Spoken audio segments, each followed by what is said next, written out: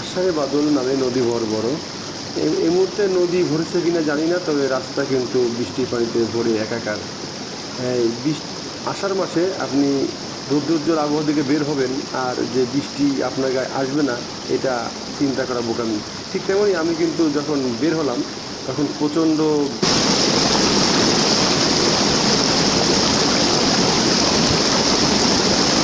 কিন্তু এই চাষার মোড় থেকে মোটামুটি 3-4 কিলোমিটার আসার পরেই গুঁড়ি গুঁড়ি বৃষ্টি, এরপরে মুষলধারে বৃষ্টি। তো দেখতে পাচ্ছেন মোটামুটি একেবারে অবস্থা খুবই ভয়াবহ অবস্থা।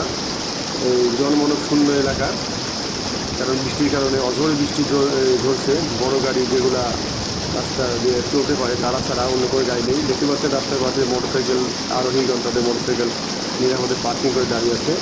তো এই বৃষ্টির মধ্যে আমাদের যেতে হবে বেনাপোল। বেনাপোল থেকে আমরা আবার এখনই ফিরে আসবো। এটা আমাদের একটা যে অভিজ্ঞতাপূর্ণ জার্নি হবে। তো এই বৃষ্টিতে যারা ভিজেননি বা বৃষ্টির মধ্যে যারা পড়েননি তারা কিন্তু এই বৃষ্টির অভিজ্ঞতাটা পাবেন না।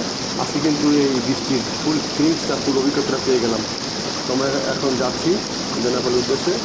বৃষ্টি হয়তো বা বৃষ্টি বেশি করে স্থায়ী হবে না আশা করছি।